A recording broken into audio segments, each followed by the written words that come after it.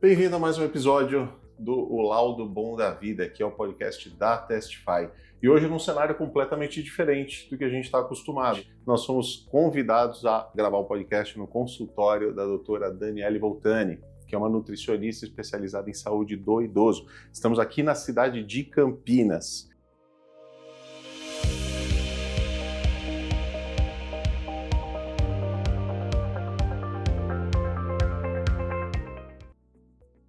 E, Daniele, primeiro, obrigado por nos convidar para visitar a sua casa e, ao mesmo tempo, obrigado por aceitar o convite de participar do nosso podcast. Eu que agradeço, Gustavo. Testify é uma empresa muito especial para mim. Quando eu comecei a trabalhar com o laboratório de vocês, eu comecei a observar que a minha clínica toda melhorou, né? Os meus pacientes estão assim com resultados fantásticos e eu só busco cada vez mais me aprofundar, né? Estudar mais sobre a área de gastroenterologia. Então eu vou contar um pouquinho sobre mim. Eu sou nutricionista e eu sou especialista em nutrição clínica funcional e nutrição em geriatria, que aborda essa questão da terceira idade. E recentemente pós-graduanda em gastroenterologia, justamente por esse aprofundamento dentro, né, do universo do intestino. Então, o meu público-alvo hoje aqui na clínica são idosos, 60 mais, e a gente sabe que o idoso, ele tem, né, ele vem com múltiplas comorbidades, muitas vezes, vem debilitados. Eu estava comentando com vocês, né, antecedente aqui, um público que a gente quase não consegue fazer prevenção, e sim tratamento, infelizmente, né? Gostaríamos que fosse mais prevenção, mas o público que eu atendo aqui hoje são pacientes com doenças crônicas, múltiplas comorbidades, em cuidados paliativos, muitas vezes, pacientes que baixo peso, desnutrição, com sobrepeso, obesidade. E aí, eu sempre olhava para o paciente e falava assim, poxa, como eu faço para realmente cuidar, né? Porque quando o paciente chega até nós, além de ter a questão do acolhimento, a gente quer fazer por ele, né? Quer mudar essa prática. E eu via que muitas vezes eles chegavam, já fiz tais dietas, já fez isso, aquilo, já tomei aquele suplemento, o paciente que é desnutrido, não ganhava peso de jeito nenhum. E aí eu comecei, poxa, mas o que está acontecendo com esse intestino? Tem alguma coisa ali, né, que a gente precisa ver a fundo. E aí é quando eu comecei a buscar mais, estudar a parte de permeabilidade, No observar geral, que nutrição de precisão, né? E a gente fala tanto hoje sobre medicina 3.0, saúde 3.0, trazendo as ferramentas de precisão para dentro do consultório, e na prática a gente acaba pensando em longevidade saudável, né? O famoso health span, mas a gente esquece de olhar para a saúde do idoso, esquece de olhar que já, talvez ele, não sei se é o termo correto dizer, mas perdeu a oportunidade de começar a cuidar disso há 20, 30 anos atrás, mas que, assim, eu entendo que nunca é tarde, né? Com certeza, com certeza. É justamente isso, começar a trabalhar desde a infância, né, a fase adulta, para quando chegar nesse momento, a gente não ter que intervir tanto, e sim Corrigir tentar tanto, né? É chegar nesse momento para manter. Sabe que teve a qualidade de vida, né? uma ocasião há muitos anos atrás que eu conheci um geriatra, que ele falava para mim o seguinte, eu estava com uns 35 anos na época, ele falou para mim, você já começou a visitar o geriatra? Eu falei, não, eu tenho 35 anos. Ele falou, e é a idade com que você começa. Exatamente. Né? Agora, Quanto mais quantos cedo, são os melhor. geriatras que nós conhecemos que trabalham ferramentas de precisão e que pensam em cuidar da saúde do idoso desde os 35 anos de idade? São pouquíssimos, né? Bom, E eu até não conheço a nenhum. população, na verdade, eu conheço, que eu trabalho com muito bom, viu? Eu sou puxa-saco nesse excelente. aspecto. Mas a gente vê que as pessoas têm um certo bloqueio. Por que eu vou querer geriatra? Eu tenho 35 anos, 40 anos. E a gente vê que não é bem assim, né? O profissional geriatra, ele enxerga o paciente de uma outra maneira. Então, a gente começa já a pensar em como a gente quer chegar lá na frente. Quando eu tiver com 60 anos, eu quero estar de que maneira? Quero estar bem, deambulando, fazendo as minhas atividades de vida diária, tomar um banho ou dependente? Porque é a autonomia, né? É autonomia. chegar com autonomia. Né? Para esse idoso, principalmente, o que você vê de diferença com relação à microbiota intestinal? Se a gente falar, acho que uma das respostas mais rápidas que a gente vê em termos de qualidade de vida é a melhora das questões intestinais, né?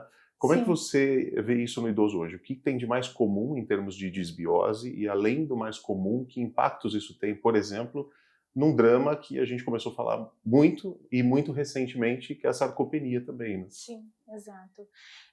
O paciente que chega aqui para mim, ele tem um perfil disbiótico de caráter inflamatório e fermentativo, tá? Então, pensando em todos os aspectos, como a gente pode começar a raciocinar? O idoso, ele tem alterações fisiológicas que vai da boca, né, até o ânus. Então, quando a gente fala pensando na saúde do intestino, a gente tem que imaginar como esse idoso se alimenta.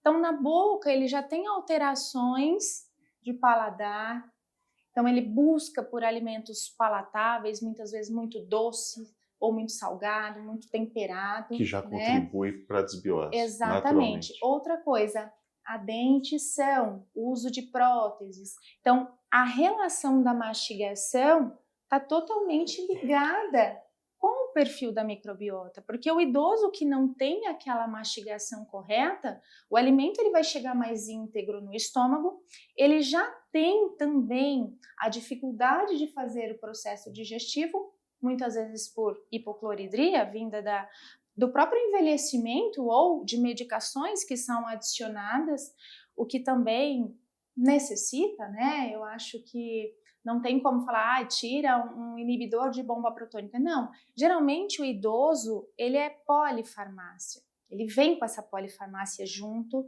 então ele tem um inibidor de bomba.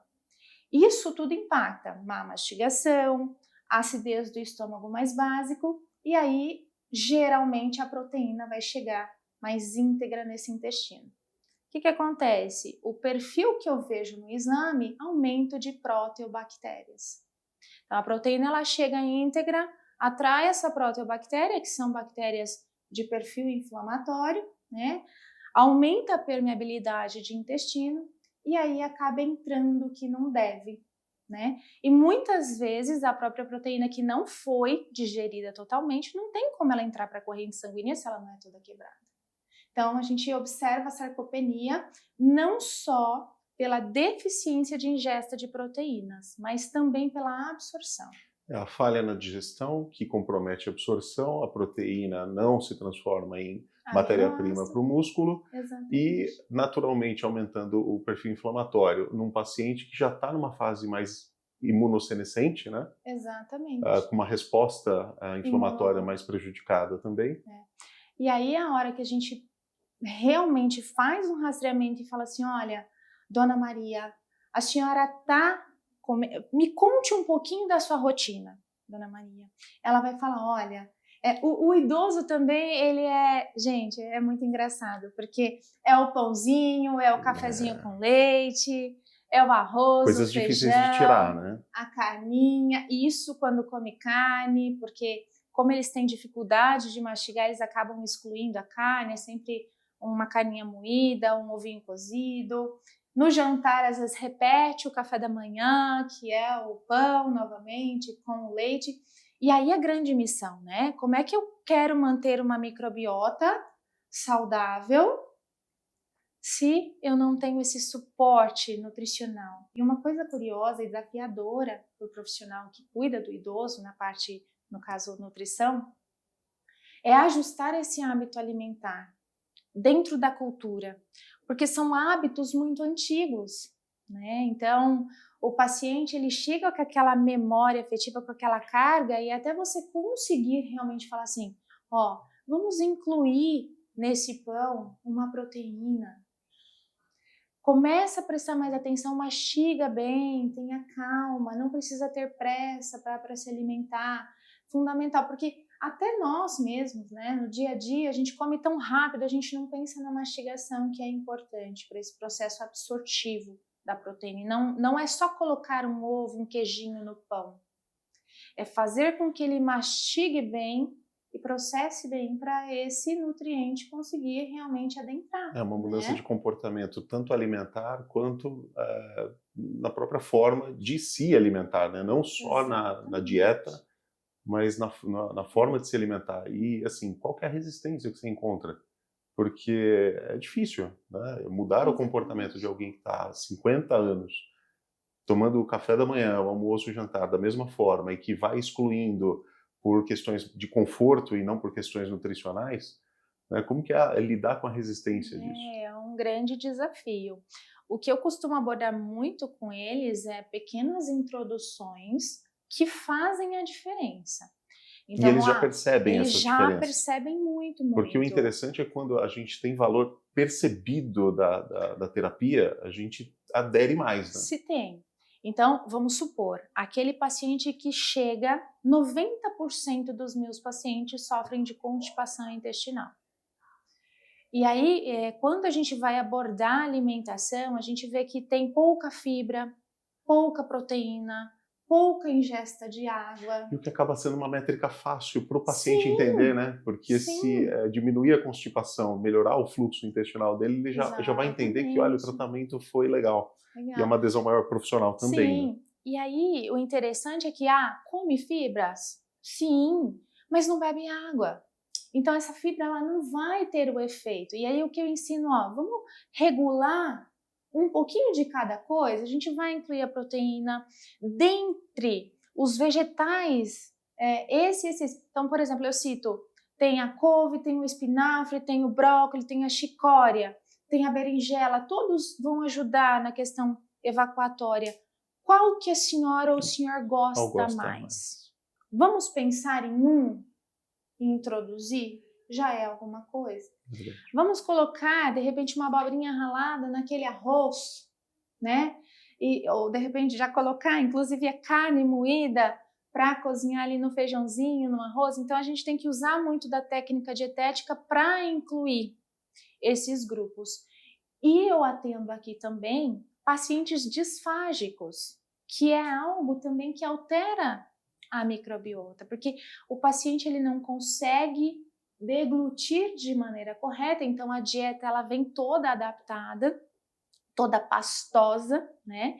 Então, muitas vezes a família, Gustavo, ela bate o arroz, o feijão e a carne, tudo junto. Faz A um gente creme, olha né? para aquele creme, o idoso ele não vai sentir sabor, não vai sentir Não. apetência, então aí vem, além do enfraquecimento desse músculo orofaríngeo, né, a desnutrição, não tem aporte nutricional para esse intestino, para essas bactérias sobreviverem.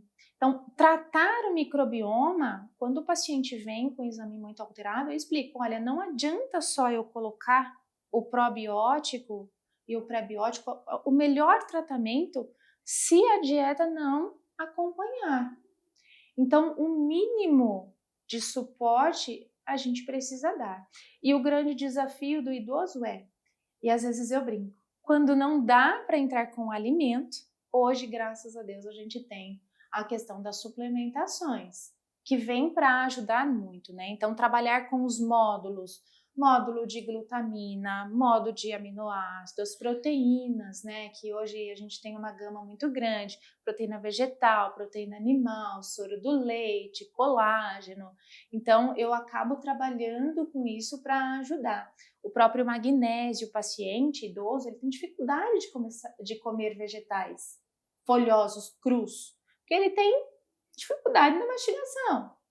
Então, eu acabo incluindo o magnésio que está presente nesses vegetais manipulado. Super resolve. A fibra, infelizmente, poderia vir do alimento? Sim, mas a gente acaba incluindo uma suplementação para dar esse suporte. Então, eu falo que é uma conjuntura, né? Se não tem possibilidades com alimento, hoje a gente tem o outro lado bom, que é a suplementação individualizada. A literatura ela fala muito sobre o tempo de modulação intestinal ser de aproximadamente 90 dias. Né? Tem alguns profissionais que defendem, até o que já está meio publicado, de uma modulação em 45 dias. Né? Quando eu comecei a estudar e até mesmo para criar o teste dentro do laboratório, eu pensava nos 90 dias, principalmente porque muitas dessas publicações vêm pós-antibiótico terapia. Então é um tempo um pouco mais longo para reconstruir essa microbiota ou para modular essa microbiota. Muitos desses idosos, eu imagino que participam de processos de antibiótico terapia com uma certa frequência. Muito bem. E como funciona essa modulação e o tempo que você percebe de resposta da primeira foto para o pós-modulado? Esse cenário do antibiótico terapia é muito comum na terceira idade, justamente por conta do sistema imunológico, né? É um paciente que tem muitas infecções recorrentes, seja por infecção trato urinário, pneumonia, infecções intestinais que precisam ser tratadas. E aí o grande desafio nesse cenário durante a antibiótico terapia, cessar o processo diarreico, que é muito comum. Então a gente trabalha com cepas específicas, que daí a literatura ela traz 2 cenários, né? Podemos manter o probiótico durante o processo de antibiótico terapia? Tem literatura que fala que sim, outras que não. Mas como o meu paciente ele é fragilizado e a barreira do intestino fragiliza demais, eu prefiro manter o probiótico e, de repente, uma levedura no tratamento da antibiótico terapia, e após esse período eu mantenho por 90 dias, tá? É claro que a gente vai trocando essas cepas e o período fica de 90 dias e a gente vai avaliando a cada 30 dias, vai modulando quantidades de cepas e micro-organismos para poder adequar isso. E os nutracêuticos que entram também. Então, por exemplo, num processo diarreico, eu costumo usar muito a L-glutamina e o zinco, que ajuda demais, tá? A construção, a epitelização do intestino, além dos probióticos e da alimentação, que também, é claro, falar de fibras, né? O idoso come pouca.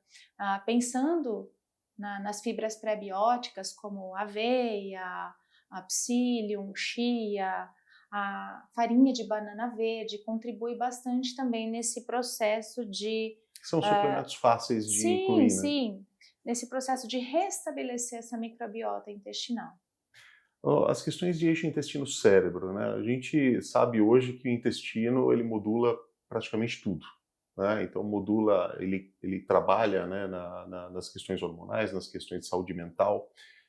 Essa questão do eixo intestino-cérebro no idoso, ela muda com relação ao mais jovem e como que isso impacta questões de sono, estresse, cognição, saúde no geral? Uma das coisas que eu mais abordo, na verdade, aqui no consultório, é esse eixo intestino-cérebro.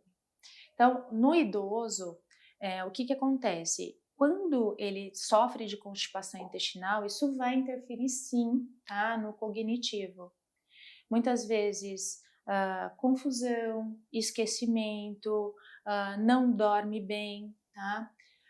Além dessa questão do sono envolvido, a gente vê que os meus pacientes com exame de microbioma intestinal, eles têm a proteobactéria elevada, sempre acima de 5%, a maioria deles. Então, esse é um dado que alerta, que é preocupante.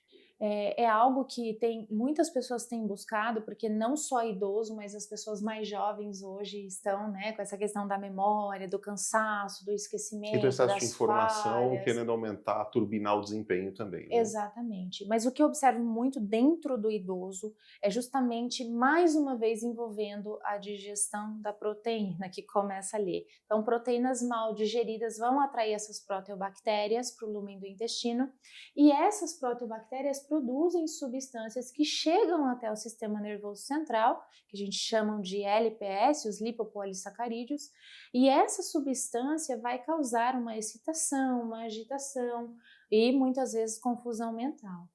Então a gente fala, precisa tratar essa barreira, precisa reduzir esse número de proteobactérias. E aí mais uma vez a gente bate na tecla que começa lá na mastigação, uma boa digestão para conseguir evitar esse processo. Além disso, é claro que uma boa ingesta de micronutrientes, de aminoácidos específicos que podem colaborar para a memória do perfil cognitivo. E trazendo isso para a prática, com relação por exemplo, demências ou o próprio envelhecimento que vai trazendo um déficit cognitivo. Traz uns cases, dá alguns exemplos para nós, né? Obviamente preservando aí a identidade do paciente, mas comentando a idade, comentando o problema, comentando o nível, a profundidade dessa demência e o quanto que o teu trabalho de reequilíbrio nutricional dietético e modulação da microbiota melhorou a qualidade de vida desse paciente.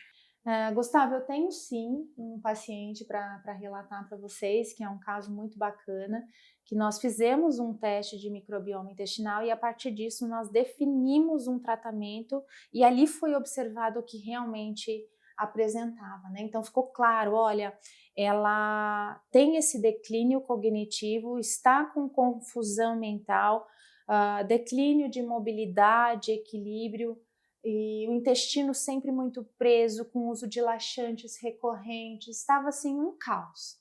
Falei, vamos sentar, vamos organizar.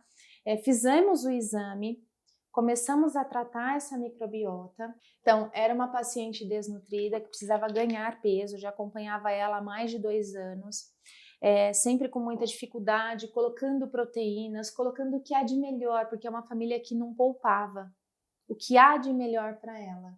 E ela não respondia. A partir do momento que eu falei, não, peraí, vamos ver o que está acontecendo. Porque numa colonoscopia estava tudo perfeito, né? Então aqui, ó, a bancada da mesa, colo do intestino perfeito, não tem nada. E aí a microbiota veio alterada. A partir do momento que a gente começou a tratar, tudo melhorou. Em 10 dias. O uso de laxantes reduziu. A paciente começou a melhorar perfil cognitivo, começou a comer melhor, aceitar a alimentação e começou a ter resposta de ganho de peso que a gente não via há 2 anos. Acabou tendo influência até na regulação do apetite, né? Total.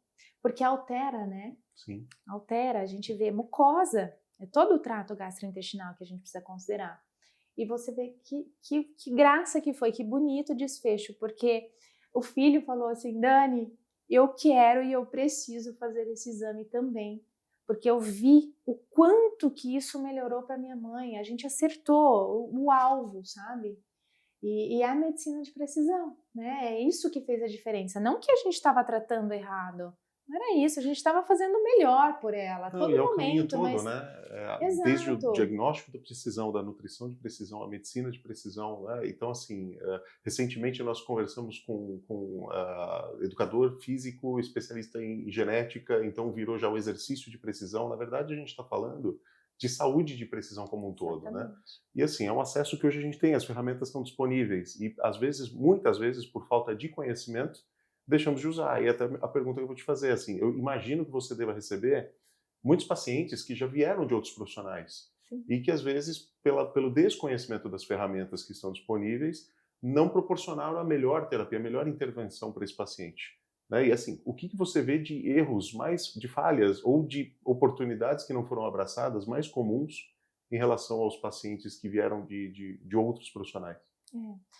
O que eu vejo de erro é que muitas vezes o profissional ele quer olhar o exame e ele não olha o paciente, né? Que veio buscar ajuda e que não é só o laudo. Os marcadores inflamatórios, os marcadores glicêmicos. Tem muita coisa em volta. Então, o que eu vejo é isso. E protocolos, né? Todo mundo quer usar protocolo, o pronto, que muitas vezes pega de laboratórios que dispõem coisas prontas e eu vejo aqui, chega muita coisa que não bate. Mas como que o meu paciente alérgico à piperina ou à curcumina e tá aqui dentro da prescrição, né? Tá fora. Não é porque a curcumina vai auxiliar nesse processo anti-inflamatório de uma desbiose inflamatória, por exemplo, que ela tem que estar ali. Então, eu já peguei erros assim que o paciente vem passando mal justamente por condutas que foram passadas de maneira equivocada, justamente por seguir protocolos, né? E achar que o exame está aqui, é assim que eu tenho que tratar. Não. O paciente, a gente tem que olhar além e tratar ele de forma individual. É por isso que a gente busca, né, essa medicina de precisão. Quando eu vejo as questões que estão no entorno da medicina de precisão, né, que são, primeiro, a multidisciplinaridade, segundo, que são as questões de olhar o paciente de uma forma mais integrativa e mais funcional. A sensação que eu tenho é que a gente está voltando para o que era a antiga medicina da família.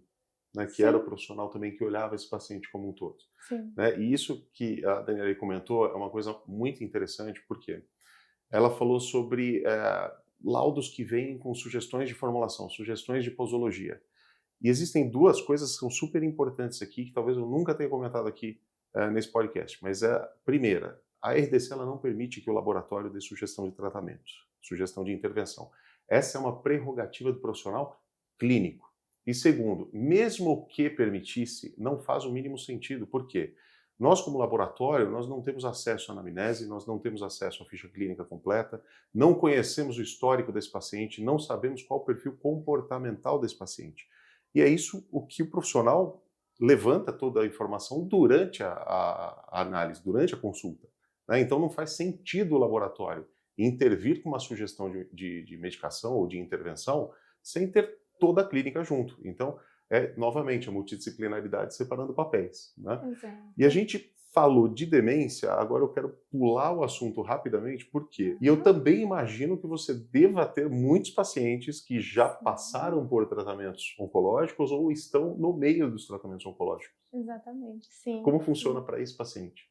Então, para esse paciente, Gustavo, eu costumo usar os probióticos na forma de biomamps, tá? Que são os microfragmentos dessas bactérias, porque eles estão imunossuprimidos. Então, a imunidade está mais baixa, eles estão fragilizados, então recolocar bactéria viva me preocupa um pouco nesse cenário, mas é possível sim tratar o microbioma. É claro que algumas cepas dentro da oncologia é seguro, tá? Depende muito da quantidade de micro-organismos que a gente vai colocar. Mas eu, Daniele, prefiro trabalhar com segurança e usar o Biomamp como suporte, além da modulação, né, do fortalecimento dessa barreira. A glutamina, ela ainda é controverso no caso do câncer, principalmente quando se fala de câncer de barreira intestinal, né, por conta de é um suplemento que aumenta a multiplicação celular. Então fica controverso usar, eu acabo evitando, mas eu sim costumo utilizar o alimento, as proteínas, o zinco e outros suplementos para fortalecimento dessa barreira. Além do ponto que, né, a microbiota ela é uma característica diferente em cada paciente, né? Então ela muda conforme a idade, ela muda conforme processo gestacional, ela muda conforme homens e mulheres, ela muda para criança TEA, né? Ela muda para criança autista, sim. ela muda no idoso e ela muda no paciente oncológico. Então, nada mais adequado do que modular para que também a resposta ao tratamento seja mais eficiente. Exatamente. E por mais que a bactéria, no caso, esteja inativa, a gente estuda que esses microfragmentos dessas bactérias conseguem modular esse microbioma. E a gente tem resposta sobre essa função imunológica. Se um idoso ou um familiar quiser, a partir desse momento, passar a olhar com mais cuidado, com mais carinho para a microbiota, quais são os primeiros passos? Deixa esse recado para quem ainda não cuida da microbiota como um fator importante no envelhecimento. É importante acrescentar, né? Fica muito batido falar sobre isso, mas é o básico que vai funcionar. Frutas, verduras, legumes, as fibras pré-bióticas como a aveia, inulina, o psyllium no dia a dia, a chia, a própria banana verde, fazer a farinha de biomassa para enriquecer, aumentar a carga de proteína na dieta. Então, escolha. Hoje a gente tem uma diversidade grande, como eu falei, de proteínas. Precisa ser distribuído. O idoso ele precisa receber essa carga de proteína de forma fracionada, porque ele não tem capacidade digestiva e absortiva como os mais jovens, né? Devido a todo o processo do envelhecimento. Então é importante que a gente fracione as porções dessa proteína ao longo do dia e a tecla da hidratação. Então, seja com água filtrada, seja com água de coco, isotônicos. Eu uso muito repositores hidroeletrolíticos, porque eles têm justamente, né, essa dificuldade de ingerir a água. E para além do ingerir água, porque eu tomo mais ou menos 3,5 litros a 4 litros por dia. Mas assim, eu tenho muita vontade de tomar água, mas eu não tenho, assim, é muita ida no banheiro. Então eu imagino para o idoso, né? Quanto mais água eu tomar, mais eu vou ter que sair daqui, Então talvez não seja uma falta de vontade pela água, mas assim, eu estou evitando porque eu não quero ir no banheiro. Você falou algo que isso acontece muito. Eles param de beber água para não ir ao banheiro. E aí acaba acarretando, né?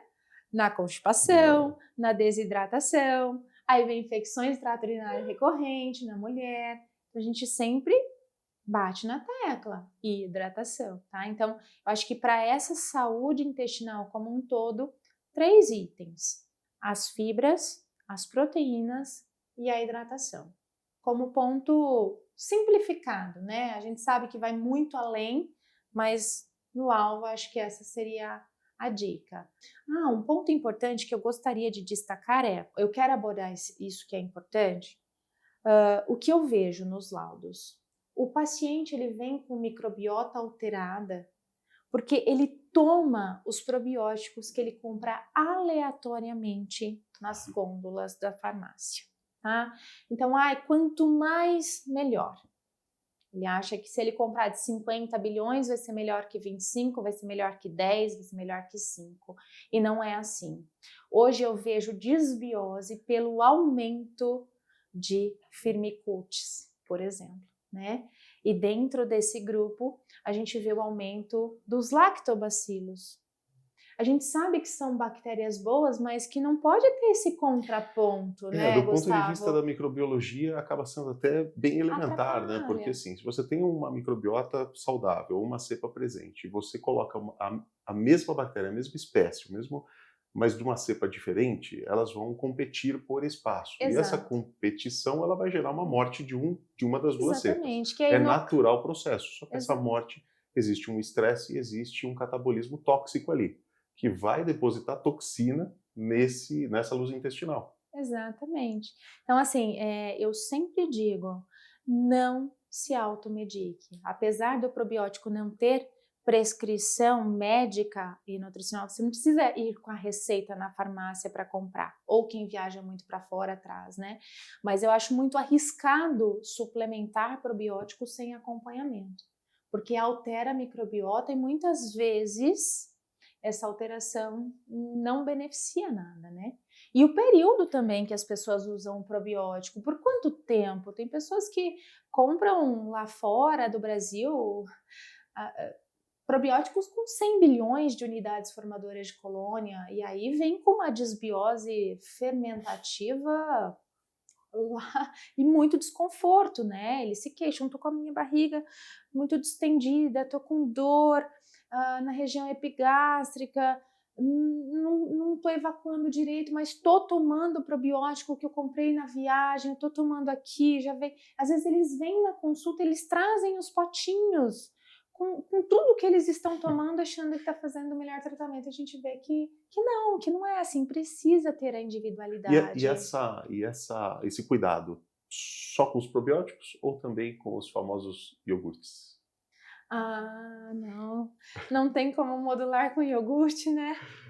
Eu costumo brincar assim, o iogurte ele tem sim a bactéria fermentativa ali, mas a gente não consegue mensurar qual é, né? Eu sempre e me a pergunto quantidade o seguinte, que é o tem. probiótico ou é a irritação que talvez o lácteo está causando? Sim, possivelmente seja isso, tá, gente? Para modulação de microbioma intestinal, com probiótico, não tem como modelar com iogurte. O iogurte ele faz parte de um alimento para uma rotina, né? Um lanche intermediário, faz parte de repente de um café da manhã para complementar a proteína. Isso quando o idoso digere bem essa proteína do leite, em específico a caseína, né? Mas ele não serve como um alimento probiótico. Recado dado e entendido. Obrigada. Pessoal, conversa fantástica. Eu acho que a gente vai precisar depois marcar uma outra dessa para tocar no assunto também de outros exames, outros marcadores, que hoje a gente se concentrou bastante na parte da microbiota do idoso. e assim, um assunto que foi totalmente inédito para a gente aqui. Daniele, obrigado por receber a gente na sua casa, obrigado por aceitar o convite de gravar com a gente, foi um prazer. Deixa um recado final para quem assiste a gente. Então, o recado que eu tenho é que justamente familiares ou responsáveis por esses idosos busquem ajuda clínica, né? E especializada, e parar de ficar muitas vezes no achismo, lendo coisas afora, né? Porque a informação ela tá aí para todos, mas muitas vezes não é direcionado para você, para o seu ente querido. Então, eu acho que esse foco com a alimentação, a escolha de um bom profissional geriatra que direcione esse cuidado é o que vai trazer sucesso realmente na saúde, na qualidade de vida desse idoso e trazer ali maior longevidade, que é o que a gente busca nos dias de hoje. Fantástico. Agradeço pelo convite, Testify. Vocês são muito especiais, de fato. Obrigado. Mudaram a minha clínica e a minha maneira de trabalhar. Que legal. E sensacional, não tenho o que falar. Pessoal, assunto novo. Assim, eu saí encantado dessa conversa aqui, porque eu acho que tem tanta coisa para fazer em cima dessa conversa. E assim, se encantou você também, o tanto que me encantou, não deixa de colocar o seu comentário, pedir novos assuntos ou aprofundamento desse assunto. Se comunica com o nosso time e a gente volta com vocês também. Muito obrigado aqui, até a próxima.